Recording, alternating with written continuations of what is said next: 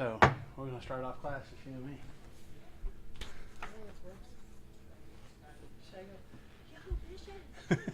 Well, I wouldn't because this is on right now. So, I mean, you can. You probably get a response. But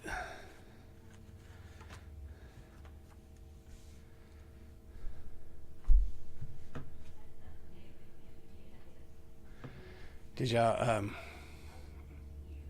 end up doing something good for Michael for Father's Day? He worked out in the shop all day, but the kids and I bought him it's like this chipping golf mat. It's like a 6 foot by 8 foot mat. Yeah. You can either hang it up on a wall or you can like lay it on the ground. It's two-sided, so it's two different games, but it comes with these like little sticky balls and like little scores. Like you get a score based on what you hit. Yeah. On the mat. So I figured something for him to do. His dartboard in his garage broke. Oh no. And I wanted to get him a new dartboard, but I'm like, I'm not buying him a dartboard without his like say in it. Yeah. So That's not something that you can just like, hey, I got this. it's an electronic dartboard he has had since like before we were dating, and it finally figured out. Him and Alex used to go out there and play a lot in the shop. Oops. How about your family? What they do for you? We went out to eat and then went home and they got me presents and cards and then that was it. So it was good though. That's good. We FaceTimed Alex. So you can see my gift. Yeah. Griffin called me. He was in after he landed in LA and got to his hotel, he called me to say Happy Father's Day. So that was nice. Yeah. Yeah. He was he's actually in Long Beach. And so he was like, yeah, we're going to go find something to do in Long Beach. I was like, what is there? I said, I don't know. What is there to do in Long Beach? He's like, I don't know. So, well, I've heard of Long Beach State. I know there's a college there somewhere. And I think Snoop and Tupac referred to it as the LBC, whatever that means. I said, well, I'm pretty confident there's a beach, and it's probably long. So, anyway, I'm hoping they found something to do. But he's like, if nothing else, we'll just go down as work. But he was like, if nothing else, we'll just go, join in the riots or something. I was like, yeah, that sounds fun. Just to say you've been a part of one. I mean, just go. Hey, Brandon, just so you know, I've already started. So, and that's all that we had to say about Mark chapter 5. So that would be incredible if you could actually do that. No, it's been me and Lori. Just made it through. There was a demon. Now he's done. See, I didn't even talk about that. See, you just totally spoiled everything. Oh, sorry. You don't even know. It's going to be okay. So, yeah. Yeah. Yeah. So anyway. Well, because it's 10:05. Sorry. Some people got to go ahead and Sorry. stay on top of these things. We're discussing car repairs. Are you making some? Or are you getting some done? Okay. Ripped me off. Ah, well, that's really what car repair is all about, isn't it? I had a Just getting ripped off. that was being sucked back up into the engine, Uh-huh. and had to have the head gasket replaced. Right. $4,900. Oh, my goodness. 500 something for parts. The rest was labor. Yeah. Yeah. I know. Labor's crazy nowadays. I know.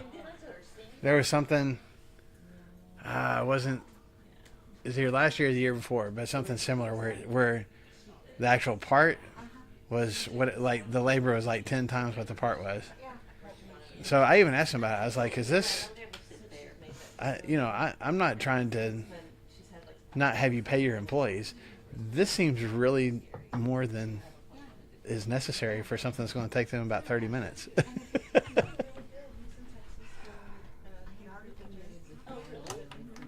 Mm-hmm. Mm-hmm. Mm-hmm. Mm-hmm. It should be any day. So, Yeah. Right. Right. He knows he was. I remember that. Mm-hmm. Yeah. Yeah. Has your homeowner's policy gone up? Yes. Mine too. Because of the tornado, that's what my agent told me. But see, we haven't had any kind of claims, and mine went up. Doesn't matter, you're in the area. That's frustrating. Mine went up, and I'm still going to call my bank because they said, here's what your payment's going to be now. Yeah, No, you're, but I haven't had any claims. But everyone else, it's a Doesn't matter. It does, I understand. Marshall. I understand it going up. cost they spent. I understand it going up if I had made a claim, but I didn't make a claim, so don't make mine go up. It's like health insurance. I didn't do that, did I? No, that was me. Okay. Being dumb. You're gonna need more than what you got. Okay, sorry. You're gonna need more than what you got.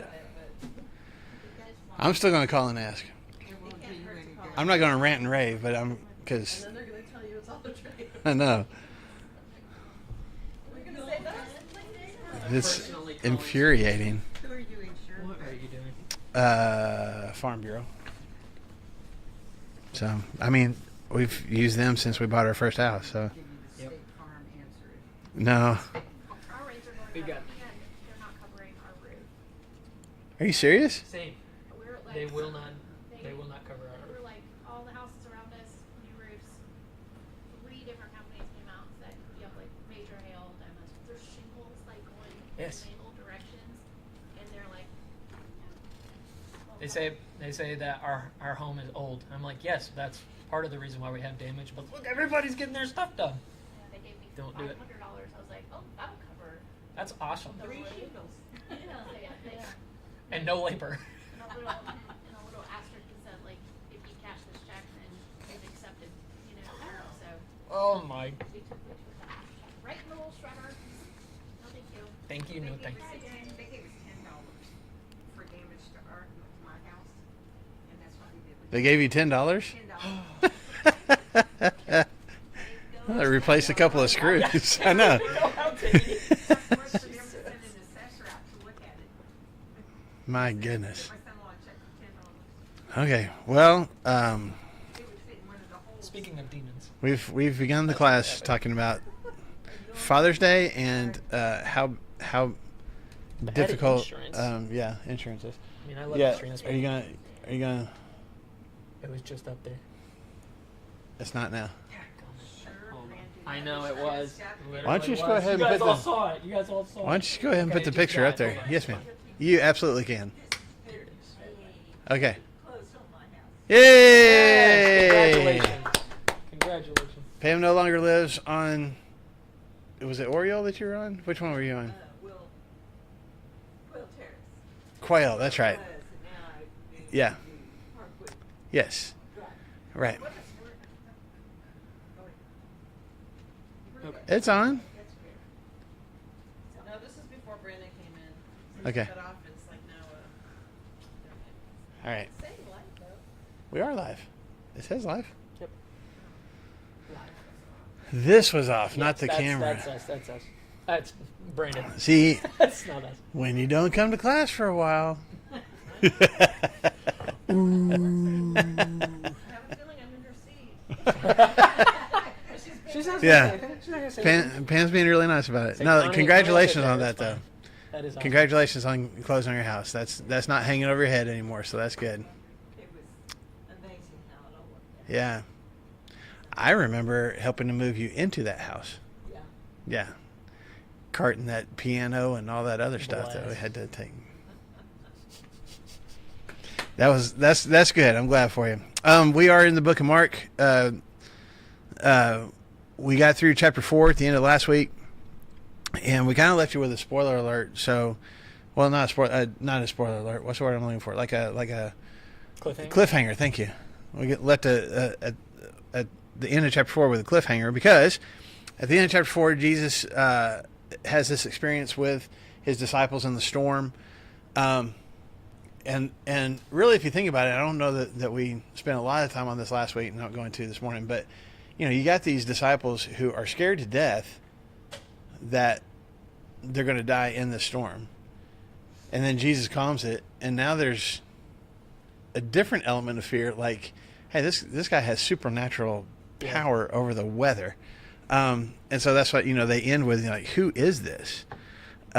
Which is, as we pointed out, one of the kind of the background questions that Mark asks throughout his whole story of the life of Jesus.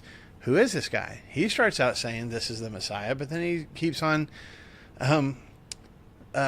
bringing that question back up again. So we've had, who is this that talks with this kind of authority? Who is this? I thought he was a carpenter's son. Now, who is this that can control the weather? Who is this that can cast out demons? He must be a demon himself. Like, it's this question that Mark is not asking the reader, and at the same time is kind of subtly asking the reader. He's using the instances of people asking that themselves to be consistently asking you the question, who do you think that Jesus is? So this is another example of that. We got Jesus controlling the weather, and what's the last question in chapter 4? Who is this? Who is this that can do such things? Okay? But then our cliffhanger was, if you've been swamped in a boat in the middle of a storm, thinking that you're going to die, and all of a sudden everything's fine, and you're just still trying to process that whole thing, like how that happened and who this guy is and what in the world, and you come up on the shore, you would think that you would be like, get me, especially if you're not one of the fishermen, get me off this boat. Yeah. I don't want to be here anymore. And everybody's climbing out of the boat, probably. And then you're immediately met by another situation that you want no part of.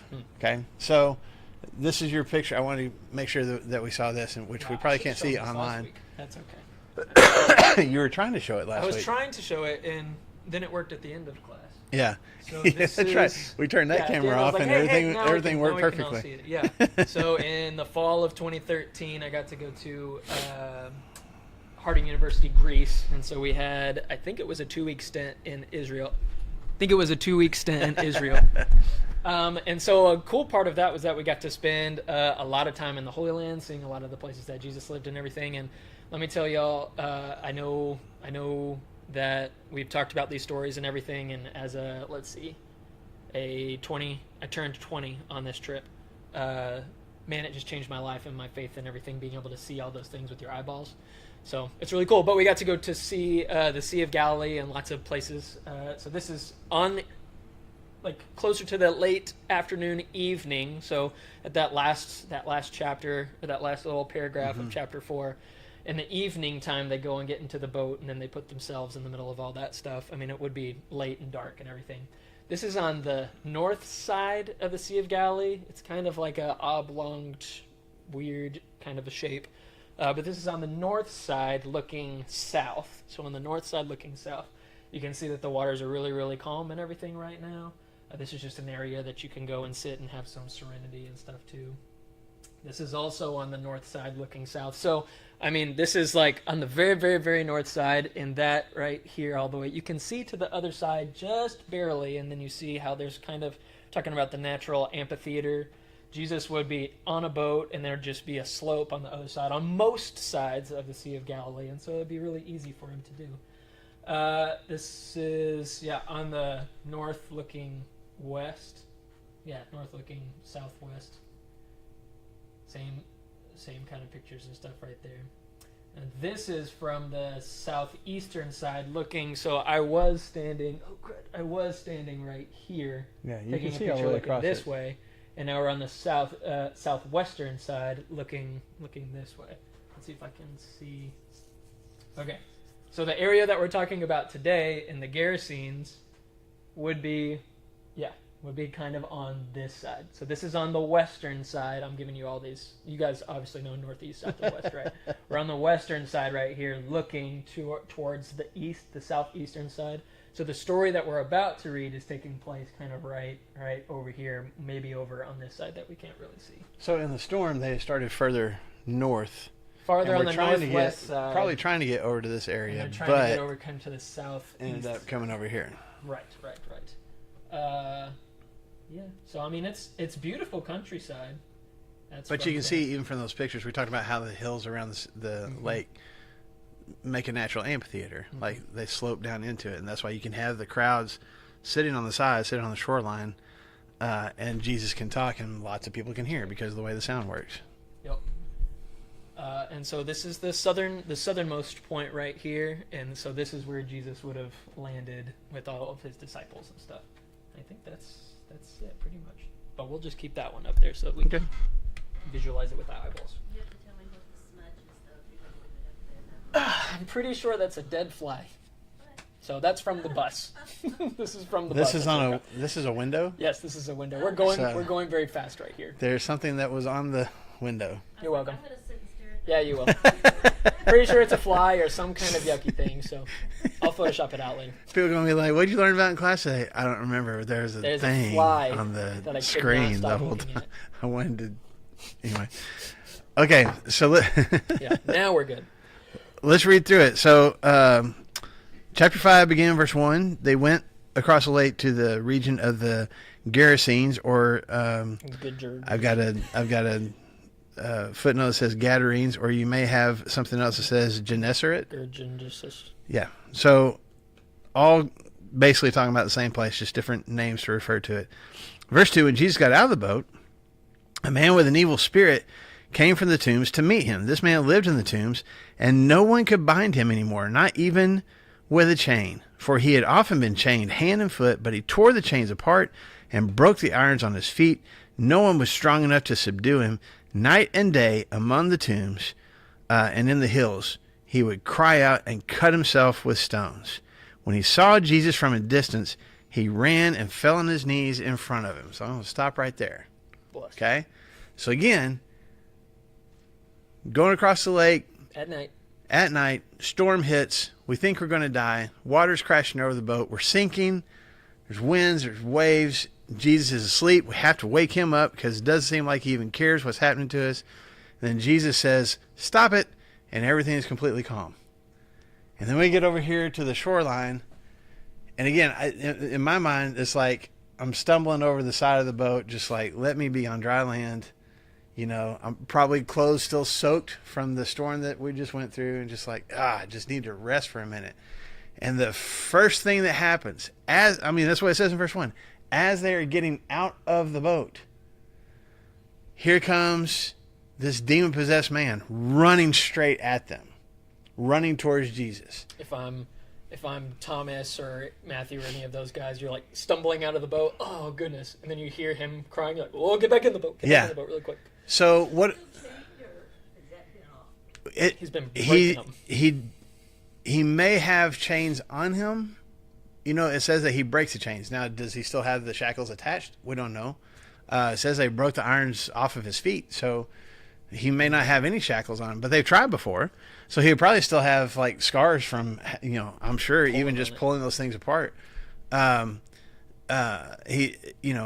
He lives outside. People try to tackle him and chain him up and subdue him, and it hasn't worked. And then it says what else? That he night and day he lived among the tombs and would cry out and cut himself with stones. He would pick up these rocks and just gash himself. And again, I don't know if that's suicide attempts. I don't know if that's just not being in his right mind and just inflicting pain on himself in some way. We don't have any more description than that. Okay. How did he know it was Jesus? Well, it's the. He hasn't been a part of the crowds that are following him. Mm-hmm. Nobody's going out to the caves to talk to him. Right. Trying to share the gospel. Right. You. Well, it's the demon that's inside of him that does all the speaking. So, Speaking through. So him. yeah. So we assume that and I stopped before we got to that part because I just wanted you to get a picture of this guy. And think about this. As Brandon showed you in these pictures, this is not a huge, expansive geographic area. I mean, if you look at a Bible map, the Sea of Galilee is not that big. Like, I think Beaver Lake is bigger than the Sea of Galilee, or maybe different parts of it. I mean, it's not a huge lake, and the way it kind of sits. I mean, you can see across to other shorelines.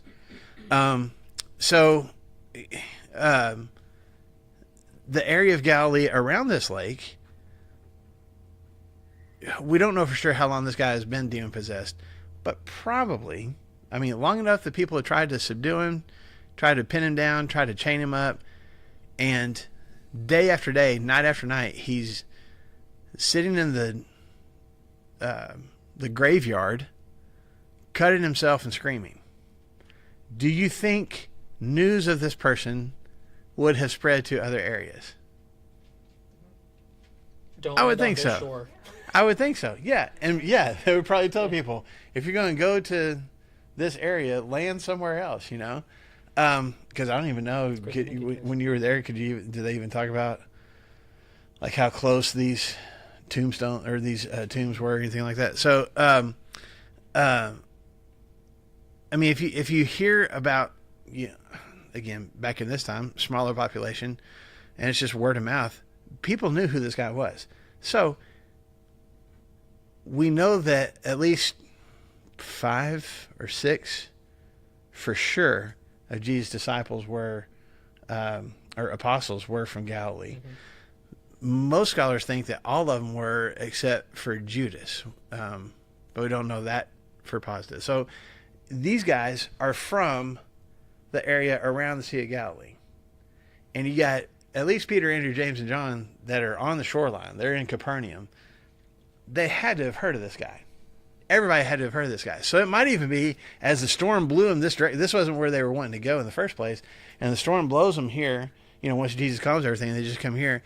And some of these guys, as they're getting out of the boat, might have even been like, oh man, this is where the crazy guy lives. And then all of a sudden, here he comes running. They've heard stories. This guy screams, he cuts himself, he's broken chains, it's like boogeyman kind of stories, but it's a real life person. And that's who comes running at them as they're stumbling off the boat. If you're one of the disciples, what is your reaction? There he is. What else? Would have died in the storm. I just got out of the storm now. Now the crazy man's going to kill me. Anybody else? I'd be wanting to hop back on the boat, paddle out. Maybe he can't swim. We don't even know if they got off the boat. Yeah, Jesus got off for sure. So we don't even know if the rest of the guys made it off. It's just, I just picture them just like trying to let the adrenaline rush of what they just experienced on the water kind of pass. And again, we don't know exactly how long it took for them to get to the shoreline after the storm ended. But now, here comes the guy that they've heard all these stories about, probably since, maybe some of them since they were kids. Comes screaming at them. I mean, you'd be scared to death. I would be. And I'd be jumping back in the boat, or at least pushing another disciple in front of me. Like, you go do something. Take Judas. Yeah. I don't know why, but just take Judas. I think we need to take a second, too, and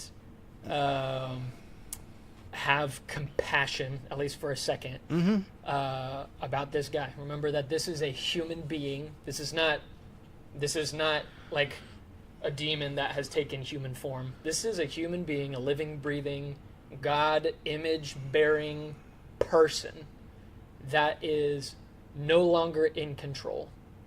Because of the demons that are inside of this man, he is destroying himself. He is living inside tombs, like these little caves and stuff, where they would place the bodies of people to rot until they're only bones, and then after their bones they put them into boxes and stuff like that. He's living in the places where there is actual rotting human flesh. That's right. And on top of that, he's trying to destroy himself. I don't know about suicide attempts, but are there moments where this man is lucid? Where this man, I just think about the crying out. I think that's it, like these howls, like animal howls almost, of like stuff that you might see in movies and stuff too. But then also like whenever these moments pass or something like that, if he becomes lucid, and this is a human being, this is somebody that God loves and that Jesus loves also, that who is trying to bind him? Is it the authorities? Is it his family? His family? Is it his brothers, his dad? Just people in town? Yeah, and this demon, I mean, what biblical demons do is they're trying to destroy and distort the image of God. Like, that's all that they're doing.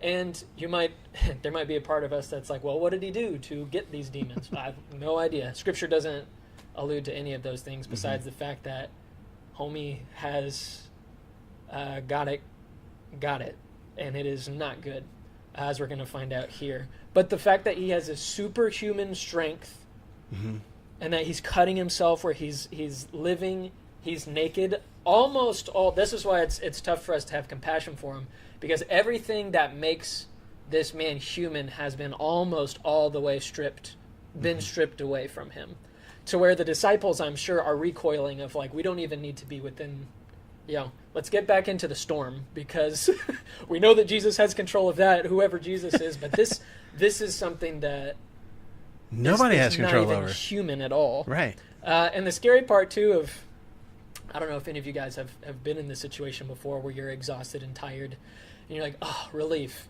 And then you look up the hill and you just see a man fully naked that's screaming, running towards you. Time to get out of there. Yeah. And this is a literally otherworldly experience for these disciples to look at, because this is a glimpse into the spiritual realm where this demon has taken so much control that he nearly has lost all of his humanity. Yeah. And where everybody else may have given up, even his family and stuff, well, Jesus doesn't have a choice because he runs and, Yeah. you Yeah. And side lays note, it the down. reason that we keep mentioning that he's probably not got any clothes on is because, spoiler alert, Jesus heals him. We'll get to that in a second. And when people come and look at him, he is sitting there fully clothed. So if Mark distinctly says he's got clothes on after the healing, that can kind of give you the hint that he probably didn't have clothes on beforehand. But to go along with what you're saying, that just another small piece of this, it's quite possible. I mean, why? I just interrupted myself. But why did the Pharisees and teachers of the law assume that Jesus had power over demons?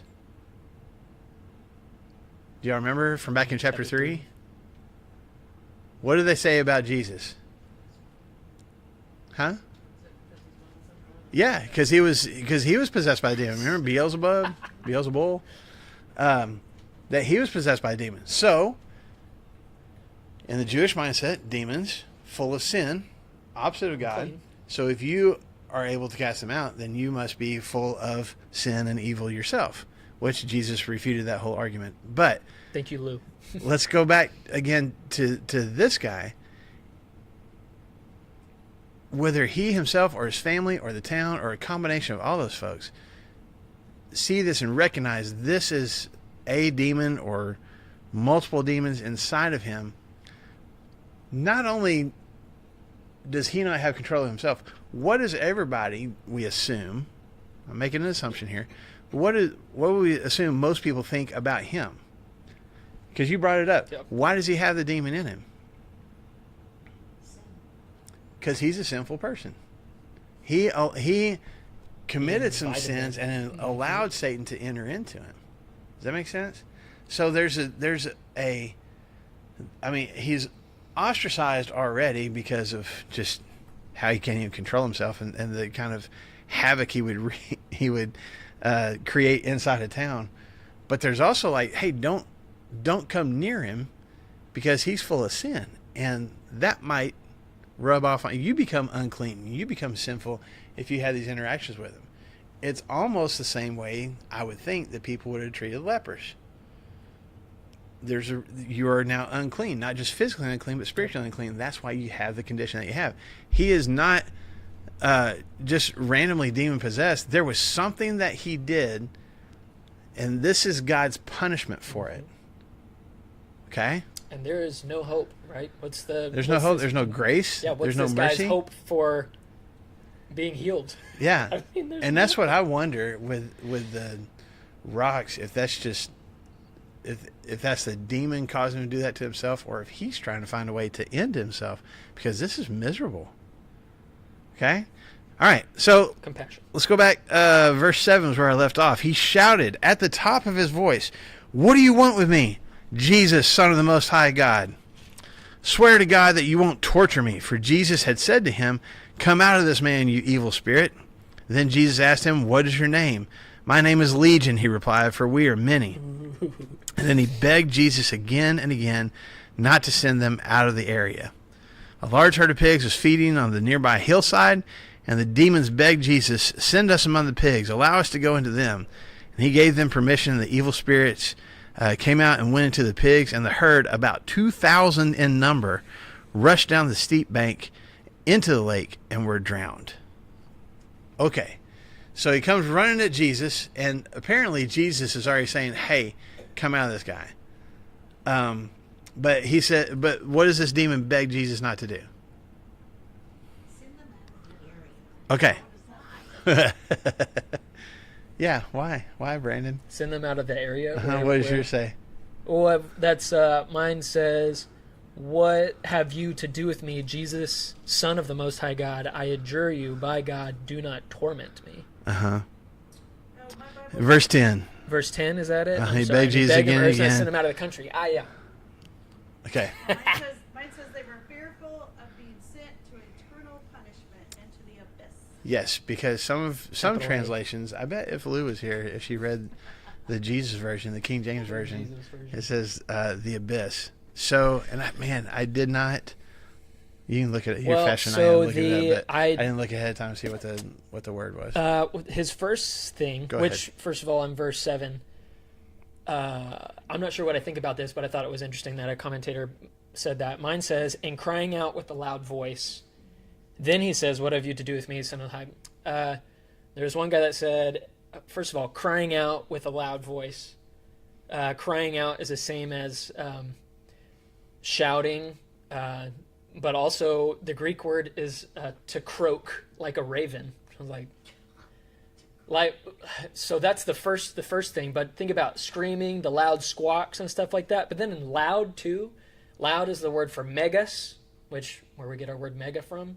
This is an exceedingly loud, terrifying scream. And then one commentator said that this is, he's also screaming the words at Jesus. But think about this crazy naked guy running, falling down at Jesus' feet, looking at Jesus in the eyeballs, and then screaming almost inhumanly loud at Jesus' face and with the followers all around him and stuff like that. And then he says, what have you to do with me, Jesus of the Most High God? So he knows this demon, a spiritual being, knows who Jesus is and is able to, correctly identify him, right? The disciples said, who is this that even the wind and the seas obey him? The demons, they say, I know exactly who you are. And he says, do not, what does he say? I adjure you by God, do not torment me. Now we're like, what? Torment me? The word torment there is, what's a good? It is torment, but it's kind of like the word, what we would anticipate torment and like interrogation. It's like waterboarding or something like that. Like whenever the Romans would interrogate, a rebellious man or something like that, torment so that I can get information. But does Jesus need information from this guy? Is he trying? No, he doesn't need it. And so that's not his plan, is to just like torment him and like, yeah, that's not it. Because he was saying, come out of the man, you unclean spirit. So he asked him not to go out of the country. What have you found? Any ideas? So I was like, it's not, After but that. it's not. Okay, so in Mark, the word that he uses is for country or region or area. When Luke tells this story in Luke chapter 8, Luke uses the Greek word for the abyss. So, and if we partner that with our study from some time ago in Revelation, that's one of the places that is reserved for Satan and his angels. I want to go and get into our whole Revelation study, but just that. So,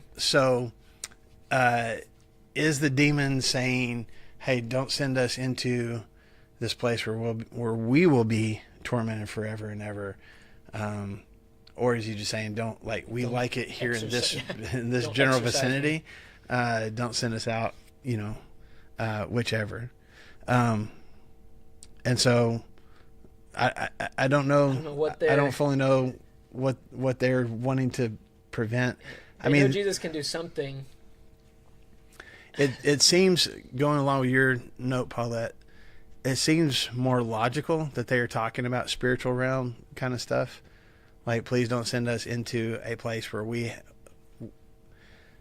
it's almost as like, please don't send us somewhere where we will receive what we have been dishing out, Whoops. on this person, to be in a place of torment, after having, created torment for so long. Anyway, I don't know exactly what they're fearful of and what Jesus' response is to that. Yeah, well, I think they're fearful of I do think they're fearful of receiving what they have been dishing out, which is, this is not completely apples to apples, but criminals are that way a lot. Like, don't do to me what I did to somebody else. Don't dish out what I deserve. Yeah. Jesus. Yeah.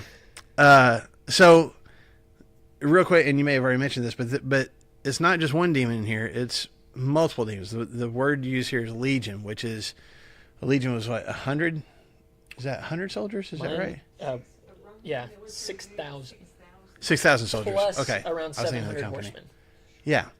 And remember, it's not saying, he asks him what his name is, and he doesn't say, we are a legion worth of demons. He says Right. that is his name. Right. So there's not a specific number. But it's using that kind of terminology to go, there's a whole bunch of us in here. But for him, it's giving me goosebumps now, just because you're just trying to put yourself in it. For we or many, that is something from, an exorcism movie. Right. At least for me, this story, I've always kind of pictured it as whenever he's talking, there's lots of voices. There's multiple talking, voices. which, he says for we or many, but that just, at least to me, the demons are like, we have 95% completed our complete demonization of this man. He is no longer human almost at all, and we've all the way to, he's almost dead. We've taken care of this guy, and it's just so scary too. Which I got a question. Mm-hmm. Why does he ask his name? Why I does think he ask his name? What's the? I didn't look into that at all. I didn't study on that, so I'll just give you, my assumption without doing some more study on it. But I feel like that would be part of exercising his authority and command over this person. I am calling you by name and casting, Yeah. Don't come out. If I call you by name, I am taking charge and control of you by addressing you by name. Yeah. Would be my assumption. Because the demon came up and was like, I know who you are. Boom. Yeah. And so anyway, what does he end up doing? What does Jesus do? Takes these demons and sends them in. So you got a herd of 2,000 pigs. Yeah. Yeah. Don't send us there. out of the country. Just put us nearby. And those not human things. Yes. Living creatures, Yes. but just not humans. So don't send us, again, if we're talking about the spiritual realm, don't send us into somewhere where we have no ability and no power, no control. Send us into something else that is living. Which, if we're not going so far down this road, but just touching it, that's a demon's purpose, right? Is, in their nature, is to destroy and distort. And so I forget what parable, where it is that Jesus is talking about. Hey, say some guy exorcises a couple of demons from this guy. Then they go out and they roam through the air. And this guy hasn't replaced that space. He just made it clean or whatever. And then the same demon comes back in sevenfold, and it's terrible or whatever. These ethereal beings are looking for something just like their maker To take control of. Yeah, to seek and devour and kill, to take control of. And so don't send us into the abyss. Because we can't do anything there. Give us another spot where we can still destroy, but not this man. Yeah. Well, aren't pigs unclean animals anyway? For sure. That's the other piece about this is, we're here in Galilee, which is a predominantly Jewish area, but you got to have, But is the it Gerasenes- a herd? It's a herd of pigs, right? Well, it's not all Jews that live in the area. The Gerasenes across from there, at least from what I was looking at, was predominantly both of them were together. You've got Jews kind of intermingling with Gentiles. So it's not a bad area, But maybe these guys were Jews, where we're not going to eat or like really touch the pigs, but everybody loves pork and bacon, so let's like sell them to these Gentiles and stuff too. But we don't know. We don't know if these guys are Jewish. No, but the Roman culture had no issues with pigs whatsoever. For sure. Still money makers. They ate pigs. So, depending on, and I'd have to look on the map, but you've got Roman and other Gentile population scattered throughout Galilee. It's not just it's predominantly a Jewish culture, but not single-handedly. That's not the right word, but you understand what I'm saying.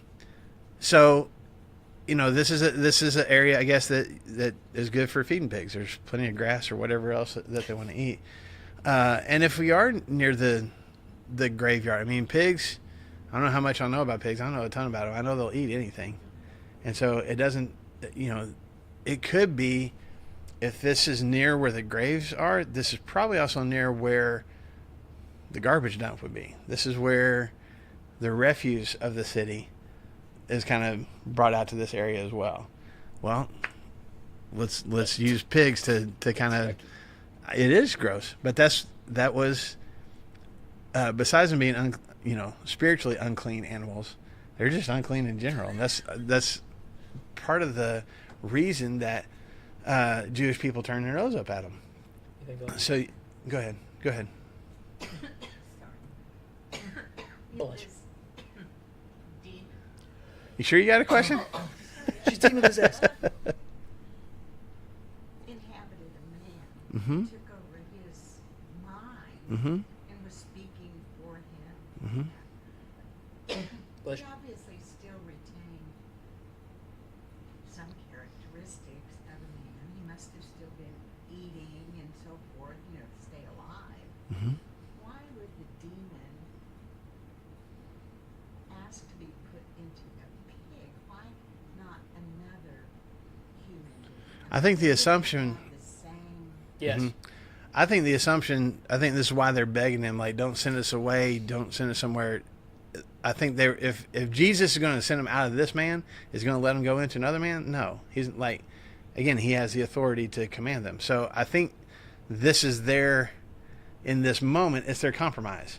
We know he's not going to allow us to inhabit another person, but hey, here's some living creatures over here. No electric chair, but I'll settle for maximum security prison. That's fine. But no electric chair. Yeah. Well, and also thinking, like, if they go possess these pigs, quite possibly, I mean, there's people that we'll find out are tending the pigs. So there's the possibility of us somehow, some way, going somewhere else and into something else. But if we get sent to the abyss, or we get sent out of the area, we don't get to do what we, what our nature is. If the pigs had been slaughtered, would the demons I have no idea. And that's what I don't Yeah, know. why Even doesn't about Jesus do it? I don't even know about the drowning here. Like, the pigs drowned. Does that mean that the demons die? I don't know. I don't know enough about.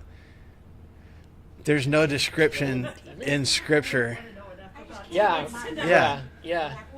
I'm with you. characteristics? I'm with you. Because we're always exercising demons. Jesus here and disciples too. They're exercising demons. I don't know about like killing.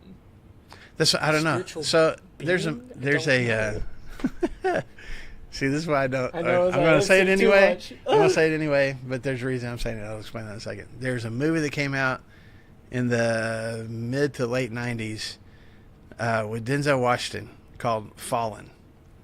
And it was about this demon that would possess people. And he moved through, like, possessed different people by touch. So if you made physical contact with someone that, yeah, seriously. Oh my gosh. And it happens throughout the movie. But there's certain humans that the demon, like, for whatever reason, he can't possess them, And Denzel is one of those guys. I'm totally spoiling the movie for you guys, but I'm sure y'all are going to run home and watch it. It is a good movie. But anyway, one of the things that they figure out in their study about demons is that if the human that they are possessing dies, they only have it's like 30 seconds or a minute or something to find another living creature Science. to possess. Otherwise, they go to the abyss. Okay? And so that's the whole thing It has to do with how they kill the demon at the end, but I won't spoil that for you. But anyway, Spoil it from that's the what 90s. that's what comes to my mind when talking about this. But that's all like that's a song. Well, I mean, there's probably, if I was guessing, over the hundreds of years of Catholicism and Orthodoxy and all, like there's probably people who have made Yep. studies and assumptions about these demons. Scripture just doesn't tell us that much.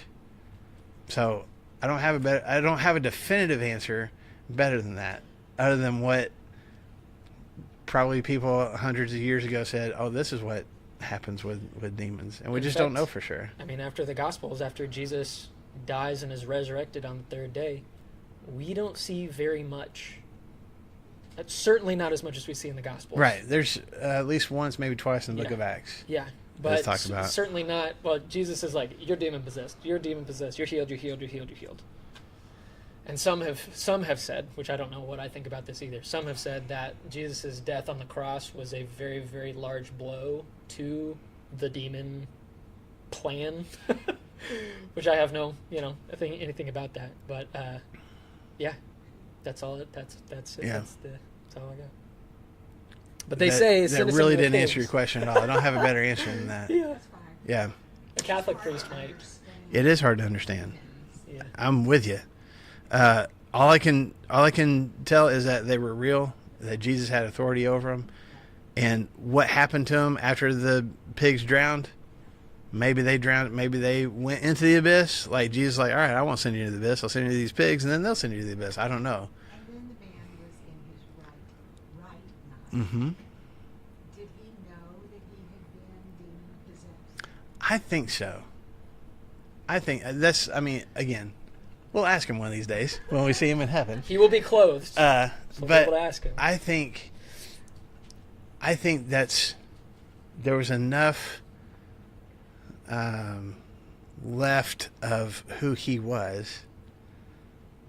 I think that's part of the screaming. I think there's a, like, if he had no awareness of himself anymore, he wouldn't be screaming in pain. He would, you know what I'm saying? So that's why I feel like some of the things that they describe him as doing are not necessarily the demons causing him to pick up a rock and hurt himself. I wonder if it's him going, I don't know any other way. I want to end my life, so I don't have this possession anymore. So I think, and I also see that because we talk about how we have the Holy Spirit living in us, right? Well, does the Holy Spirit just do mind control and take over our bodies and cause us to do things that we don't want to do? No. There's still control that we have, obviously. Not that the Holy Spirit and demon possession is the same thing, but I'm just saying I think there's some awareness, and we'll talk about another guy that Jesus cast a demon out of, that it's just certain times that the demon kicks in and takes over his body and does things against his will. Other times he's got lucidity, I guess. So I think this guy had who knows how many demons inside him. Did they exercise most of the control over him? Probably so. But there was some piece of him that was still there and still had an awareness. That Jesus was able I to think, see yeah. also. Yeah. Which may be why the human part of him may be why he came running to the boat in the first place. I mean, if the demons know that Jesus cast them out, are they going to go running to Jesus? I don't think so. So unless they thought they could attack him in some way. Okay. Before we run out of time, let's finish this part of the story. So now we have a bunch of floating dead pigs in the lake. 2,000. Yeah. Holy moly. Those tending the pigs ran off and reported this in the town and the countryside, and the people went out to see what had happened. Verse 15, when they had come to Jesus, they saw the man who had been possessed by the legion of demons sitting there, dressed and in his right mind, which right there it says it's a legion of demons. So, So it may have been 6,000 demons inside him. And they were afraid. Those who had seen it told the people what had happened to the demon-possessed man and told about the pigs as well. And then the people began to plead with Jesus to leave their region. Okay, so they see this happen. They see the pigs go running off and run down the hillside and into the water, and they all drown. How weird. I don't mean to say, just like they're pretending they're flock, and it's like, oh, and they all just jump off. Yeah. What? which What just happened? it's a pig stampede. I mean, it's, I don't know how often in my life I've seen 2,000 pigs. I've been to a pig farm before. I don't remember seeing 2,000 of them in one place. I mean, it's a huge herd of pigs, and then they take off running. Like, you can't stop them. No. You can't be like, no. You got to get out of the way. And then they go running into the water. Off a cliff. Uh-huh. So they're all drowning. And so the guys that are attending them just go running back into town. Meanwhile, as far as we can tell, Jesus finds some clothes for this guy. Maybe one of the disciples' garments. Yeah. And now he's sitting and talking to him, and he's sitting there, sitting still. I mean, it's important. He's sitting, right? Sitting there, dressed and in his right mind. So, like, he's not running around anymore. Yeah. He's not being. There was this probably constant motion. He never slept. All these different character traits we've been talking about this guy, and here he is, calm, sitting still, in his right mind, completely aware of what's happening, completely able to have a normal conversation. And what is the people's reaction? So it doesn't seem like, at least their initial reaction was, wow, that's awesome. Holy cow, this guy's not demon possessed anymore. We don't have to worry about the crazy naked guy anymore, kids. Their reaction is fear. Why? Well, they've never seen anything like that happen before. Right? I've never seen 2,000 pigs suddenly become possessed and run off the hillside into the water. I think it's interesting too. It says they came to Jesus, saw the demon-possessed man who had the legion sitting there, clothed in his right mind, and they were unafraid. So they heard what happened to the pigs, but whenever they look at this guy, a normal person, they're like, Whoa. "What? Yeah, that's fear." My wife said at one time of like, "No, there is something wrong now." Yeah.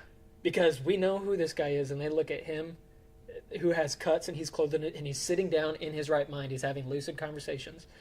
I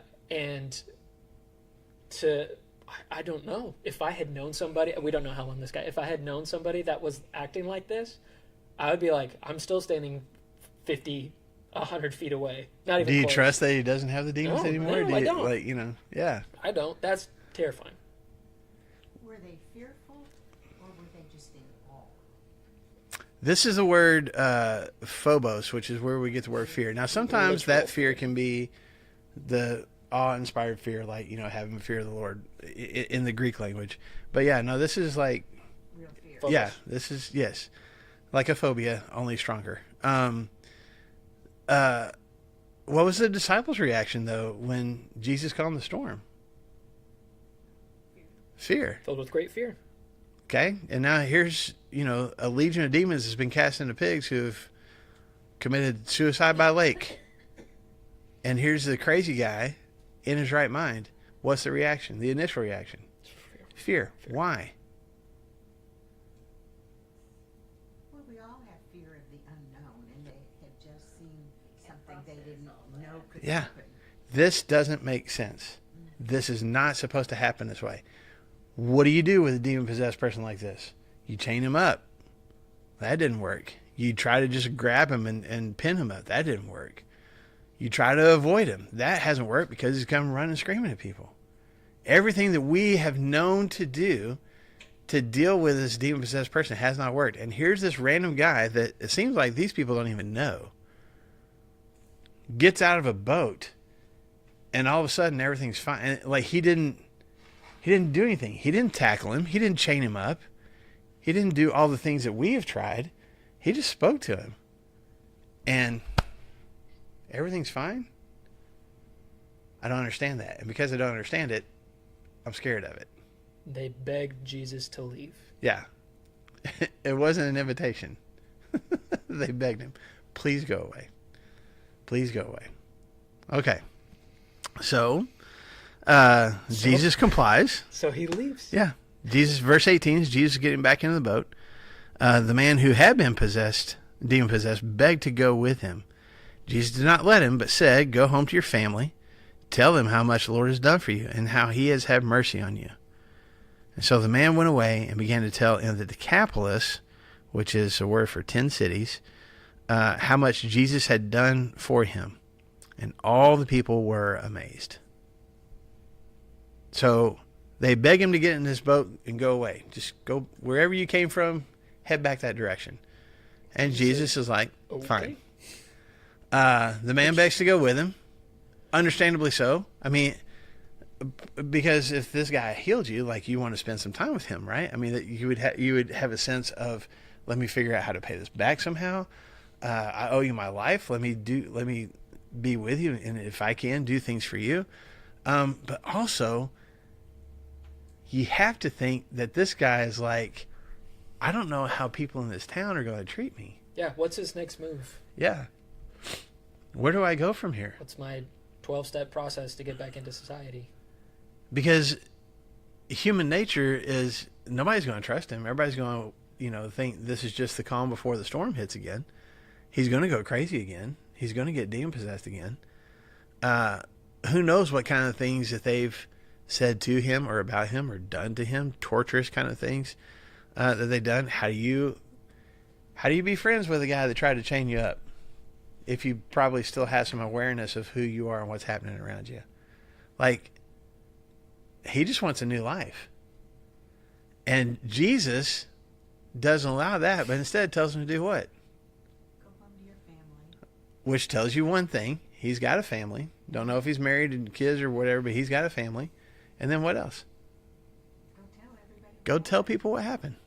Mercy. Go tell your story. But yeah, he specifically says, go tell how God had mercy on you. Go tell how the Lord had mercy on you. Okay, so I have a question. In so many other places earlier in Mark, when there's been a miracle or something, Jesus has said, my time Don't tell anybody. Don't tell anybody. Don't tell. Even afterwards, further down in chapter 5, with Darius' daughter, he kind of says that. So I'm curious to know, why did he say in this occasion, go be a blabber, tell everybody, tell your family, that's my question. It's a good one. I don't know if there's a good answer, because that whole, hey, don't tell him that it was me because my time has not come, that's known as the messianic secret. Like, hey, we're going to wait until the right time, because once you start that, the dominoes things, he's going to get killed. So let's take as much time as possible. Look what he says. He says, go tell your friends how much the Lord has done for you and how much the Lord has had mercy on you. This is the Trinity thing. But Jesus almost deflects the glory, reflects the glory onto God. Look what God has done for you. And I think that was manageable, about him being like, God has healed me. The Lord has had mercy on me. I once was a demon-possessed man that should be dead, but now I am not. And so I wonder if there's credence in that. That's would be my answer to it, is he doesn't say, go tell what Jesus of Nazareth did for you, even though that might be what the man said. Jesus' response is, you need to go tell what the Lord has done for you. Now, again, I mean, I think that's a little bit loaded as well, because what was I saying before about what you would assume about a demon-possessed person? Well, Satan is the great deceiver, so they would be skeptical to begin with. Right. He had a true change, and he wasn't going to change back. They would be distrusting, but also, why was he demon-possessed? Sin. Because he was a sinful person. And God punishes sinful people in their mindset, right? So, when he goes back to town and everything is fine, you need to tell them, this was God that made this happen. Y'all have acted like God punished me for my sin, that I allowed Satan into my life, and God gave me over to it because I was a sinful person. It's actually God that rescued me. It's actually God that healed me. It's God that set me free from these physical and spiritual chains that I have been bound with. And so I think it's a combination of both. I think, yes, he's deflecting things like, this is all about God, and you need to give God the glory for it. And you need to do that because people need to know who it is that set you free. This is one of Jesus' new missionaries. Yeah. Into this place, which is crazy. Mm-hmm. Like, I can't go tell my coworkers about Jesus because of what I've what I've done, or they know that I'd cuss or whatever it is. And this guy, Jesus is like, hey, even if you've been demon possessed, I think your testimony is as good as any's. So let's go tell him. Yeah, we had a guy visit our church 2 or 3 weeks in a row back in April that I've known for years, who through most of his adult life has made a string of bad choices, including addictions and messing up on his marriage and becoming disconnected from his kids, and just, his drug addictions, his demons ruined his life. He's made a significant change in his life. He is on a much better path now. Came to church here, and I was talking to him afterwards. I gave him a hug. I was like, so good to see you. And one of the first things they said was, I don't feel very comfortable here. And I was like, man, I'm sorry, thinking that like we seem too good as Christians and we're not accepting him. I was like, man, like, I hate to feel that way. He's like, nah, he said, there's people here that know my story, and he's like, I don't feel like I deserve to be here. And I was like, dude, there's no better place for you to be than right here. Yeah. And I think that speaks to this demon-possessed man as well, where Jesus is going, man, like, this is your story, and you have been rescued. And yeah, there might be some people that know there are going to be a lot of people that know his past and are still going to judge him for it. You can't control that. You just go tell what God has done. You were fully possessed and controlled by these demons, and God set you free. And you don't need to come to me to do that. You need to go back home and tell people that. And so he does. So, question to end it. What was Jesus, back in chapter 4, what was Jesus' motivation to leave and go on the lake in the middle of the night? It's a good question. Now I gotta look. Well, so he's tired. So let's just sail for a little bit, and he'll get some sleep. To get away from people. Get away. So we'll go to the other side. Just that, there's so many people. Yeah. Yeah. There's other boats with them, but like, give me just a little bit of time. There's a little space in between. Yeah. He doesn't get that. I mean, at least from my perspective, I don't know why he went to the other side. If he's human, we're going to get some rest, and he's going to sleep a little bit too. Although his rest is interrupted by a very unfortunate child by the name of Nature coming and waking him up and everything too. And then he has this, and you say he ended up over here in the land of the Gerasenes, and I'm not sure, because I'm wondering, he's like, yeah, what was he going to do when he was there? But then the people are like, now leave. And so he leaves. It's like, well, was some of his work unfinished? And I don't know. But that very last sentence, verse 20, and he went away, this is that man, he went away and began to proclaim in the Decapolis, the 10 cities, how much Jesus had done for him, and everybody marveled. There, to wrap this story up, there's a question mark, at least for me, of like, okay, everybody marvels, everybody's kind of in awe, but what happens after that? And then Jesus crossed again to the boat, like, we don't know until later, but we'll get to that later. This is not the only time we come to the Decapolis and the 10 cities. We'll come back. So we'll have to see what happens with the marveling. Not immediately. He goes back across the lake. So a couple more cool stories. Yeah, Jesus still hasn't gotten his full nap yet. He's still... Come on, buddy. We got to we're going to talk about nap. that. Yep. Go back onto the ocean. Anyway. So I really thought we would get past the demon-possessed guy quicker. I did. I had no not out of chapter 5, but just further than what we did. But that's all right. That's all right. We'll pick up... Oh, that's a question. Next week, there are no full-time staff members are going to be in the office next Tuesday. So... What? Would y'all... basically, I'm saying we're not going to have class next Tuesday. Y'all can decide if y'all still want to get together, get some coffee or something together. If y'all want to just go eat somewhere, whatever y'all want to do. But Brandon won't be here. I won't be here. Sam's not going to be here. So there's nobody to teach class next Tuesday. Laurie, can yes, you teach Laurie. class? Oh, that's too bad. I mean, you could. We just scheduled the Jackrabbit shoe sizing for next Tuesday. Oh, So if anyone would like to join us over there, there'll be a sign-up sheet emailed tomorrow. Cool beans. Okay, so y'all can kind of work that out, but just know, anybody that's watching online, we will not have class next Tuesday. But you can attend the shoe sizing event. Yes, come size shoes, Yeah. and then we'll pick up with Mark 5 in 2 weeks. Whoop, whoop. Cool beans.